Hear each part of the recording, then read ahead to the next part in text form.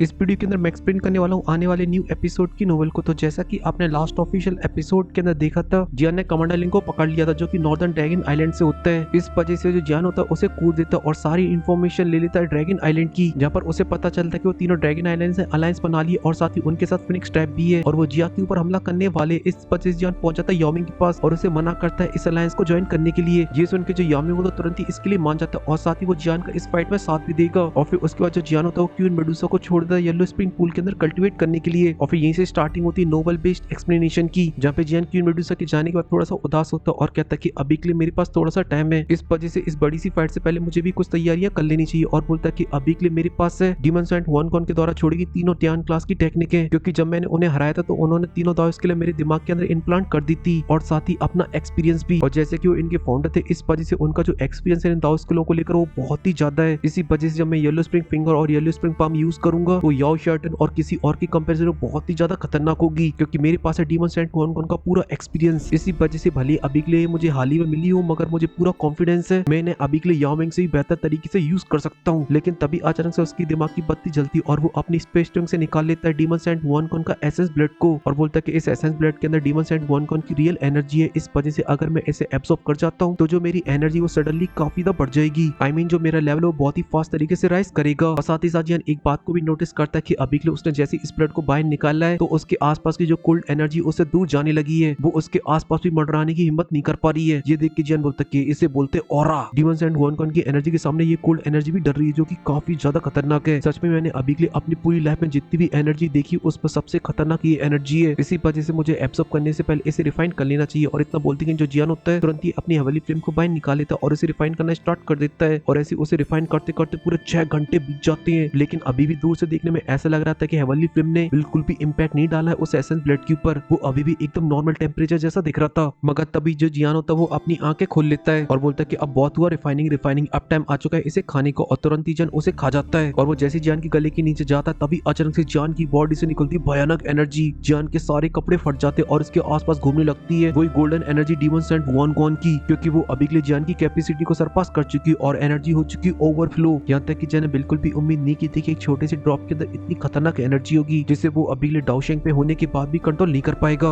अगर यहाँ पर उसका लेवल डाउजून के 4 या 5 स्टार पर होता तो उसकी तो बॉडी ब्लास्ट कर जाती इस एनर्जी के रिलीजिंग प्रेशर से। मगर जियान अभी के लिए डाउशेंग है, इस वजह से उसके जो मसल्स और उसकी जो वोन्स वो भी बहुत ही स्ट्रॉन्ग हो चुकी है और साथ ही साथ अभी के लिए उसकी जो मेंटल स्टेट है वो भी काफी स्ट्रॉन्ग है। इस वजह से तुरंत ही वो अपने होश और आवाज में आ जाता है और अपनी दूसरी रिफाइनिंग की प्रोसेस को स्टार्ट कर देता है। इस वजह से वो डीमन सेंट वॉन की जो वायलेंट एनर्जी होता है उसे कंट्रोल कर लेता है और उसे रिफाइन करने लगता है और ऐसी जो प्रोसेस होती है कुछ देर तक चलती रहती है, जिसके बाद जो जियान होता है वो पूरी तरीके से कंट्रोल में कर लेता है उस पूरी एनर्जी को। अब वो एनर्जी जियान के इशारों पे नाच रही थी, इस वजह से वो जियान के चारों तरफ घूमने में लगी थी। इसी वजह से अब जो चीजें थी वो जियान के लिए काफी स्मूथ हो जाती और जो टाइम होता है वो फ्लो होना स्टार्ट हो जाता है। इसी वजह से जो जियान की दोनों संधियां होती लिटिल फेरी डॉक्टर और कुंगली वो जियान के पास आ जाती और जियान को देखने लगती है, जहाँ पे जो लिटिल फेरी डॉक्टर होती है वो जियान को देखकर बोलती सच में ये जो लड़का वो एक नंबर का पागल है, क्योंकि ये जब भी कल्टीवेशन करने के लिए जाता है तो फिर इसे बहुत ही लंबा टाइम लगता है, क्योंकि इसे अभी के लिए कल्टीवेशन में गए हुए पूरे 15 दिन बीत चुके हैं, मगर फिर भी अभी के लिए उठने के बिल्कुल भी साइंस को शो नहीं कर रहा है। और ऐसे होता है क्योंकि जियान की अभी भी आंखें बंद होती और इसके आसपास एनर्जी घूम रही थी जो कि देखने में काफी ज्यादा खतरनाक लग रही होती है और वो एकदम लिक्विड की तरह लग रही थी। अगर कोई उसे छूने की कोशिश करता है तो फिर वो डेफिनेटली उसके हाथ नहीं आएगी, मगर ये बहुत ही पावरफुल है। तभी जो क्विंगली होती है वो लिटिल फेरी डॉक्टर से कुछ बोलने वाली होती है, मगर जो लिटिल फेरी डॉक्टर होती है उसे चुप करा देती है और धीरे सी आवाज में बोलती है कि अभी के लिए तुम्हें शांत रहना चाहिए, क्योंकि जन अभी के लिए एकदम क्रिटिकल सिचुएशन पे है। इसी वजह से हमारे बोलने से उसका दिमाग डिस्टर्ब हो सकता है और उसके इतने दिनों की जो मेहनत है वो पूरी वेस्ट हो सकती है। ये सुन के जो क्विंगली होती है वो हमें नोट कर देती और बिल्कुल धीरे सी आवाज में बोलती है सिस्टर लिटिल फेरी डॉक्टर मैं अभी के लिए ये बोला था कि जो सिस्टर काइली ने वो अभी भी कोई भी साइंस को शो नहीं कर रही है, उनकी तरफ से तो अभी के लिए कोई भी हलचल नहीं हो रही है, क्या उन्हें अभी के लिए जान से भी ज्यादा लंबा टाइम लगने वाला है। जिस उनके जो लिटिल फेरी डॉक्टर होती है थोड़ी सी शांत हो जाती है और आसपास के माहौल को देखती है जहाँ पर अभी के लिए तुमसे सन्नाटा फैला हुआ होता है और बोलती कि तुम्हें अभी के लिए उसकी बिल्कुल भी चिंता लेने की जरूरत नहीं है, वो एक 7 कलर हेवी सॉइलिंग पाइथन है, इस वजह से वो बहुत ही आसानी से इस कोल्ड एनर्जी को सर्वाइव कर सकती है। इसलिए वो भले अभी के लिए कोई मूवमेंट नहीं कर रही है मगर वो एकदम टकाटक है, क्योंकि मैं अभी के लिए डीप के अंदर सेंस कर पा रही हूँ कि बहुत ही कोल्ड एनर्जी है जो कि अभी के लिए एक डायरेक्शन की तरफ जा रही है और वहां से गायब हो जाती है। डेफिनेटली वो काइली जो कि अभी के लिए यहाँ की एनर्जी को एब्जॉर्ब कर रही है और अभी के लिए मैं जिस तरह की सेंस कर पा रही हूँ उसकी कल्टीवेशन को, तो मुझे लगता है कि उसे बहुत ही लंबा टाइम लगने वाला है। जैसे उनकी जो क्विंगली होती है थोड़ी सी निराश हो जाती है और हमें नोट कर देती है और बोलती है ड्राइवर चीफ यामिंग ने ऑलरेडी अपने जासूसों को भेजे हुए काफी लंबा टाइम हो चुका है फिनिक्स ट्रैप के अंदर, इस वजह से वहां से उन्हें काफी सारी इन्फॉर्मेशन मिल चुकी है, इसलिए मैं जल्द से जल्द कोई ना कोई एक्शन लेने होंगे। इस उनकी जो लिटिल फेरी डॉक्टर होती है वो हमें नोट कर देती है और बोलती है मगर हम कोई एक्शन अभी के लिए जियान से बिना पूछे नहीं ले सकते हैं। इस वजह से हमें वेट करना होगा जियान के खड़े होने का। जैसे उनकी जो क्विंगली होती है वो जियान को देखती है जिसके आसपास अभी के लिए एनर्जी फ्लो हो रही है, मगर तभी वो नोटिस करती है कि जियान का जो ऑरा वो धीरे धीरे करके नीचे जाने लगा है। इस वजह से उसे पता चल जाता है कि जियान बहुत ही जल्दी खत्म करने वाला अपनी कल्टिवेशन को, इसलिए लिटिल फेट डॉक्टर से वो हमें नोट कर देती है, कहती है जैसा आप बोले सही है। और जो यामिंग वो भी इस बात को बहुत ही अच्छे से जानता है जब डाओशेंग किसी तरीके का ब्रेक थ्रू या कल्टिवेशन करते तो वहाँ पे काफी खतरनाक चीज होती है, इसलिए यामिंग ने ऑलरेडी ट्रैप के अंदर एक ऑर्डर को जारी करवा दिया था। जिस जगह पे अभी के लिए जियान और क्वीन मेडुसा कल्टिवेशन कर रहे हैं उनके आसपास भी किसी को भटकने की परमिशन नहीं है। अगर कोई गलती से भी 100 किलोमीटर के एरिया के अंदर आ जाता है तो उसे तुरंत ही मार दिया जाएगा। सिर्फ और सिर्फ उस एरिया के अंदर घुसने की परमिशन लिटिल फेट डॉक्टर और क्विंगली के पास होती है। इसी वजह से जियान को बिल्कुल भी डिस्टर्बेंस नहीं होता और ऐसे 2 दिन और बीत जाते हैं। लेकिन तभी अचानक से वो दोनों सुन ये देखती है कि जियान के आसपास की जो एनर्जी उसके अंदर काफी हलचल होने लगी है और साथ ही जियान की जो आसपास एनर्जी फ्लो कर रही होती है अब वो आसपास की एनर्जी को भी एब्सॉर्ब करने लगी है। वहाँ का जो माहौल तो वो काफी ज्यादा खतरनाक होने लगा था। जियान की बॉडी से भी काफी भयानक एनर्जी निकल रही थी। इस वजह से अब वो दोनों क्यूटीज काफी ज्यादा परेशान होने लगती है। तभी अचानक से वहाँ का जो एटमॉस्फेयर होता है वो चेंज होने लगता है और आसमान में काली काली बादल आ जाते हैं जिनके बीच काफी पावरफुल थंडर हो रहा होता है। ये सब देख के लिटिल फेट डॉक्टर बोलती है अब टाइम आ चुका है इसकी उठने का, क्योंकि इसकी कल्टिवेशन खत्म होने वाली है। और जैसे उसके ये वर्ड खत्म होते तभी अचानक से जियान की इतने दिनों से जो आंखें बंद होती है एकदम से ओपन हो जाती, जिस वजह से उसके अंदर से निकलती भयानक एनर्जी जो कि आसपास की पूरी स्पेस को फाड़ के रख देती है। और ये जो क्लाउड होते हैं वो बहुत ही पावरफुल तरीके से मूव होने लगे थे और उनका थंडर भी काफी ज्यादा खतरनाक हो जाता है। मगर तभी जो जियान होता है वो अपने मुंह को ओपन करता है जिस वजह से उसके आसपास जितनी भी एनर्जी फ्लो हो रही थी उसके मुंह के अंदर एंटर करने लगती और साथ ही जो थंडर आसमान में जो बजने में लगा होता उसके ऊपर भी सक्शन फोर्स पड़ने लगती है। इस वजह से वो भी जियान के मुंह के अंदर जाने लगा था और ये चीज देखने में बहुत ही ज्यादा खतरनाक लग रही होती है। और जब जियान की बॉडी के अंदर इतनी ज्यादा एनर्जी घुस जाती है जिस वजह से उसके हर एक पोर्ट के अंदर से एनर्जी बाहर निकल रही होती है, इसलिए अभी के लिए वो जिस पत्थर के ऊपर बैठा होता है वो पूरी तरीके से ब्लास्ट कर जाता है। तभी अचानक से जियान की बॉडी के अंदर से एक एनर्जी की वेव बाहर निकलती जिस वजह से आसपास के जो पहाड़ होते वो भी टूटने लगे थे। और ये चीज इतनी ज्यादा खतरनाक थी जिस वजह से आसपास के लोगों को भी पता चल जाता है जहाँ पे दूर खड़े 9 यूनिकॉर्न पाइथन के वॉरियर को। मगर अभी के लिए किसी वॉरियर की हिम्मत नहीं हो रही थी इसके बारे में जांच पड़ताल करने की। और ये सब हो रहा था यामिंग के ऑर्डर की वजह से, क्योंकि यामिंग ने बोल रखा था कुछ भी हो कितना भी बड़ा ब्लास्ट हो कोई भी उसके अंदर एंटर नहीं करेगा। इसलिए 9 यूनिकॉर्न पाइथन के काफी सारे वॉरियर एक सर्टेन लेवल पर आकर रुक जाते हैं और दूर से देखने की कोशिश करते कि आखिर अंदर क्या चल रहा है। लेकिन तभी अचानक से उनके ऊपर से कुछ फिगर निकलती हुई दिखाई देती जो कि काफी फास्ट तरीके से तुरंत ही उसी जगह पे पहुंच जाती है। अभी के लिए जियान कल्टीवेट कर रहा होता है और वो कोई और नहीं वो था यामिंग और उसके साथी एल्डर्स। और जब वो सभी जियान को देखते एकदम पागलों की तरह एनर्जी को एब्सॉर्ब करते हुए तो वो काफी ज्यादा हैरान हो जाते हैं। और एक एल्डर बोलते हैं कि मिस्टर जियान सच में काफी ज्यादा खतरनाक है, इनके ऑरे को देखकर अभी के लिए ऐसा लग रहा है ये ऑलमोस्ट डाओशेंग के 2 स्टार के अंदर ब्रेक थ्रू करने वाले हैं। मगर तभी ये सुन के जो यामिंग होता है वो नाम ऐसा हिलाने लगता और बोलता है भले अभी के लिए जो डीमंस एंड वन का एसेंस ब्लड है वो बहुत ही ज्यादा खतरनाक है और इसके अंदर काफी भयानक एनर्जी है, मगर डाओशेंग के 2 स्टार के अंदर ब्रेक थ्रू करने के लिए सफिशिएंट नहीं है। इसी वजह से यंग फ्रेंड जियान डाओशेंग के 1 स्टार के एडवांस लेवल पे पहुंच जाते हैं, एक ही हाई लेवल पे पहुंच जाते हैं, तो ये उनके लिए काफी सफिशिएंट रहेगा। और वो अभी के लिए सभी चीजें इतने कॉन्फिडेंस से इसलिए बोल पा रहा होता है क्योंकि वो खुद एक जेन्युइन डाओशेंग है। इस वजह से उसे पता है कि हर एक स्टार के अंदर कितना डिफिकल्ट है ब्रेक थ्रू करना। लेकिन वो फिर भी अभी के लिए जियान की कल्टिवेशन को लेकर काफी ज्यादा शॉक था कि जियान इतने कम टाइम के अंदर ही अपनी कल्टिवेशन को इतना ज्यादा बढ़ा लिया। और वो ऐसा इसलिए बोल रहा होता क्योंकि अगर उसके पास पूरा एसेंस ब्लड होता तब भी उसे कुछ महीने लग जाते डाओशेंग के 3 स्टार के अंदर ब्रेक थ्रू करने के लिए, मगर अभी के लिए उसके पास छोटा पार्ट है, अगर वो इसका यूज करके ब्रेक थ्रू करना चाहता तो उसे 3 साल लग जाएंगे कम से कम। और इसी बीच जो जियान होता उसने आसपास की पूरी एनर्जी को एब्सॉर्ब कर लिया था और जैसी सारी एनर्जी जियान की बॉडी के अंदर एंटर करती तभी जियान का जो ऑरा होता है सडनली काफी पावरफुल हो जाता है। और उसके बाद हमारा हीरो खोलता है अपनी आंखें और जब ये यामिंग देखता तुरंत ही वहां से नीचे आ जाता है और हंसते हुए बोलता है जियान भाई तुम तो कतई जहर आदमी हो यार, अरे बहुत बहुत बधाई हो ब्रेक थ्रू करने के लिए, आपने तो कतई झंडे गाड़ दिए।